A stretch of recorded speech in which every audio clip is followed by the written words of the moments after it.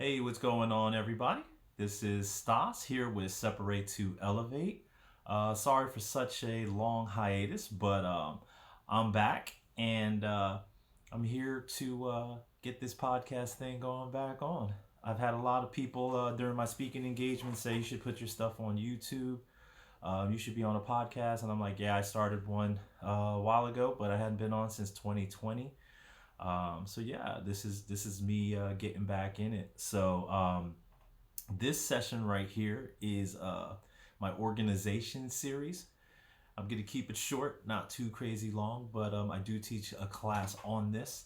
For those that are looking for me on YouTube, it's Separate to Elevate, or put the YouTube/Stas Separate to Elevate, but you should be able to find it. I put a lot of shorts on there, and this video/podcast will be on there. So I'm gonna just dive right in and give you guys 10 ways to get organized. As you know, getting organized is an essential step in reducing stress, increasing productivity, and achieving your goals. Here are some 10 ways that you can get organized. Now, this could be utilized in your business. This could be utilized personal life, personal fitness.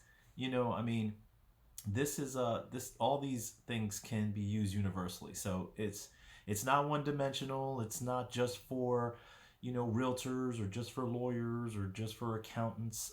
These are things that you could just use commonly, whether you want to get organized in your home or you want to just get organized in your business. But this is just in life in general, and these are some of the things that are applicable to the different phases of the life that you want to live and need to get organized. So I'm gonna jump right in, and I'm gonna say number one: start by decluttering. Take some time to go through your belongings and get rid of things you don't need or use. Donate or recycle anything that's still in good condition.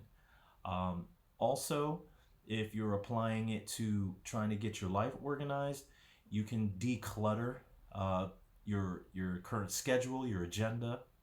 What are you doing every day in life that is stopping you from achieving your goals? Are you sleeping in? Do you have certain people that are in your circle that you need to declutter? A lot of these things play a role in, like I said, in multiple scenarios. Yeah, start by decluttering. So number two, create a to-do list. I do it all the time. I come into the office, I create a to-do list, and I start checking it off.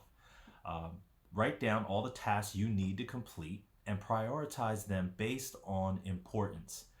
Some people substitute importance with priority. You write down 10, 20 things, but you want to find your top three priorities. You want to go ahead and jot those things down and eliminate those one by one. And a funny trick, you might have 10 to 20 things on your to do list, or things that you need to knock out. And when you really focus on the top three priorities, you'll start to see that when you start to knock out that one or two or second priority, that they actually knock out multiple things on your to-do list. So pay attention to that when you're putting together your to-do list and focusing on what your three top priorities are. Number three, use a planner. Invest in a planner to keep track of appointments, deadlines, and other important dates. My planner is right on my phone. I use Google Calendar. I also use Calendly for people who want to book appointments with me. It's very easy. They'll see where the gap is, what's available, they'll plug in, and when I know that I'm not available for a certain part of that day, whether I'm with people or I'm just taking me time, I go ahead and block that out so they can't book in that time frame. So yeah, use a planner. I put tons of things in my Google Calendar. I set like minimum 3 alerts. I do 1 hour alert, I do a 10-hour alert, and depending on if I'm flying or traveling outside of my regular town, I try to do maybe a week out so I can prepare mentally for that, whether I have to pack or just let everyone know that as a reminder, hey guys, I'm going out of town. So yeah, definitely use a planner. Plug in those key dates that are essential. If you have certain meetings, if maybe you're joined a committee or maybe a charity, and then you're part of a board of directors group, whatever that is, make sure that you plug in to your calendar so that way you remain organized and then you don't double book or even worse, not show up. So moving on, um, the next one is set up a system. I'm a big systems and process guy. I think those are really, really key to get organized. And whenever you decide to put this system together, obviously you want to make sure that it's going to actually work for you. It's something that you can actually stick to. So develop a system for organizing paperwork, bills, and other important documents. This could be a filing cabinet or a digital system. Um, Another system could obviously the digital way is a lot better for most because if you have files and paperwork, obviously if you're out of town, it's a bit difficult for you to have access to that. So having it maybe saved on in your Google Drive or your in the cloud, things of that nature. Those things right there would definitely assist you with your organizational skills. As far as systems and processes go, I will tell you that they help to eliminate a lot of things that could go wrong in your day or in your organization. And by that, I mean, let's just say you go willy nilly and you just do whatever it is, and then you find that it didn't work. Somewhere in there, something was probably correct. So let's just say I'll take it to real estate. I called a client. They told me what houses they wanted to see. I said, okay, let's go. I opened the house. I show them 4 houses. No offer happened. They end up not working with me anymore. So if I flew off the cuff and just did that, I don't know what went wrong unless I call them and ask them, hey, what went wrong? Why'd you move on? They may or may not answer and they may not give me feedback. You don't know. Now, if you had a system, okay, they call. All right, why don't you guys come into the office? We'll sit down and we'll review these properties to make sure that they're the right fit for you. From there, they come in, we review the properties, we realize, hey, 3 of these 4 homes are not a good fit for you. So then we look for other homes and properties that actually do fit their criteria.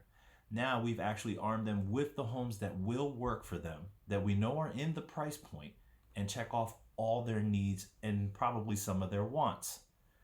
So now we go out, we see the property, we've armed them with the information, we've put them in the right property, we show them the right properties that actually fit their criteria, bringing them back to the office.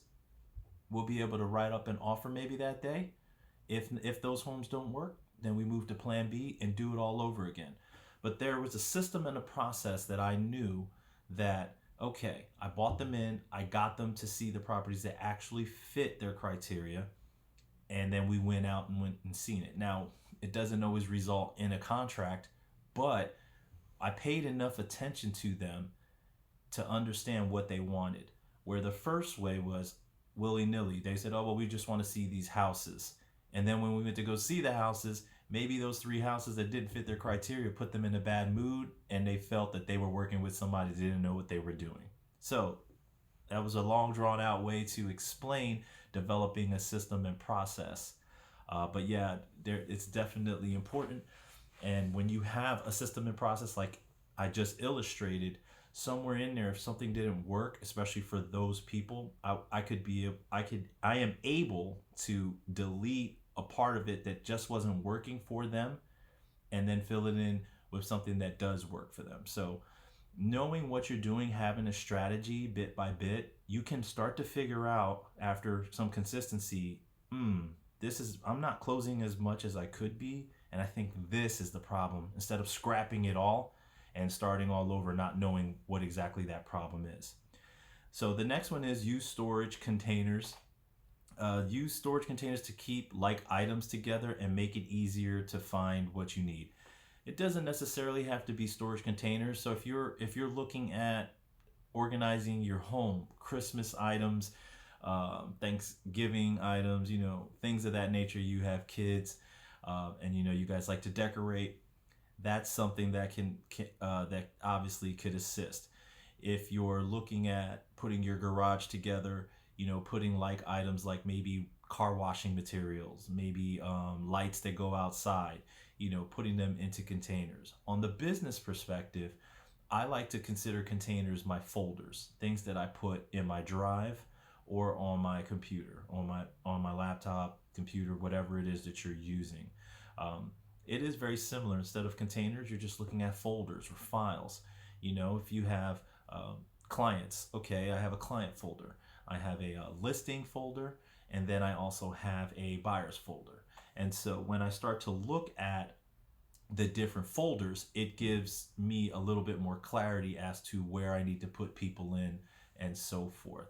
So, yeah, if you're trying to get organized, using storage containers and or folders or files could really help you to stay organized, especially if you say you want to stay organized and keep track of the repairs or maintenance being done on, say, a vehicle. And you're trying to write off something. Well, you can always go back to that folder for your vehicle and do month to month. Okay, well, I got new tires in March and I had to get new tires again in November because I just drive quite a bit. So again, using storage containers or files, they're interchangeable. Next up, tackle one area at a time. This is so difficult these days. So many people are like squirrel everywhere. They're off track so easily, and for some reason they can't get focused on what is necessary and what needs to be done. So instead of trying to organize your entire house or workspace at once, tackle one area at a time to avoid feeling overwhelmed. Um, I've given examples on this in the past where there's people that'll start to clean a bathroom, and then they see that one of their products is in their kitchen. So then they run over to their kitchen and they see that it's a little bit of a mess. So then they start, washing dishes, and next thing you know, they forgot to go and clean that bathroom, and then they had put a load of laundry in, and now they went to go switch the laundry, and then they find themselves folding the laundry. So you've spread yourself out so thin that you're trying to fold the laundry's not getting done, the bathroom wasn't cleaned, and the kitchen is still a mess. So yeah, tackle one area at a time instead of trying to get everything done all at once. Just do it piece by piece. Same thing with your business. You want to start with your organization of, okay, maybe paperwork, um, you know, which people you need to call early in the morning. You know, you can't call everybody, you can't show everything, so just focus on one thing at a time, and you'll start to see the organizational value in that. Next up, establish a routine. Develop a daily routine to keep yourself on track and make it easier to maintain your organization. So, one of the things that I like to do is just make sure that I have a schedule. When I eat, what I do in the morning, all that is pretty much in a routine. So, for instance, for me, I'm up about 5:30. I'm probably sitting in my massage chair, drinking my pre-workout, clearing some emails, doing some small little things, putting together the tasks that came in overnight. Then obviously I go to the gym, come home, wash up. I've got my protein shake after that. I'm out the door. I'm at the office by 8:30, and then I'm between that till 10 o'clock is typically when I'm checking my emails and setting up my day. Hopefully I prepared showings the day before. By 10 a.m., I'm ready to see people. I don't like really taking meetings or appointments before 10 at that 9, 8 o'clock. Not to say that I can't, but I usually start seeing people around 10 o'clock. And then, of course, going back to my calendar will alert me, hey, you have a meeting, maybe a budget and finance meeting, maybe a public policy meeting. Okay, well, I know that part of my day was blocked off and I won't be seeing anyone one-on-one because I'm going to be attending a committee meeting. So, establishing a routine to get you organized it'll make your life so much better. I guarantee you, organization and setting your goals, it will help you to be where you need to be, with who you need to be, when you need to be, and then you won't miss a beat. So Next one is labeling everything. Labeling containers, files, and other items can help you quickly find what you need. It goes back to if you're organizing your garage and you know that the car cleaning sponges and all that are in this container. You know where your tools are. Um, Again, in your business, label the filings. I know, again, especially when it comes to, say, the client, I've got more than just a listing and buyer. I have prospects, and then when I'm in there, I'm endorsed by a few people: Glenn Beck, Barbara Corcoran, and Dave Ramsey. So I have their files and people that came in through that lead generation. So yeah, I mean, that's pretty self-explanatory. Label things, label your files, so that way you can quickly find it. I mean, if you're looking for taxes and tax returns, there's your file. So I think that's a no-brainer, but you'd be surprised how so many people have this one container with just a whole bunch of stuff in there. They'll have like cell phone bills, they'll have electric bills, they'll have the bills for their car tires or oil changes, and they've got to go through all this clutter to try to figure out what document they need to give to their tax preparer or something. So, yeah, label everything. It'll definitely help you to find what you need and utilize your time properly. Utilize The next one is utilize digital tools. Use digital tools like apps and software to help you stay organized and on top of tasks. There are so many apps out there for our phones that could really help you to get organized. So many to list. But what I'll do is I'll try to put together a list of them in the description. If you're on my YouTube, you'll be able to check that out. If you're on the podcast, I'll try to copy and paste that same list of applications that could help you to stay organized. Here, one good example is you have all these websites and you have a ton of passwords and you have no clue what your password was to get into that website. There's an application that'll help you save all your passwords and then generate a password that is very difficult to crack, and it'll maintain all that for you. So there's quite a bit of things. Another application like Calendly, which was already mentioned, people logging on to Calendly and booking your free time that you've allowed them to see.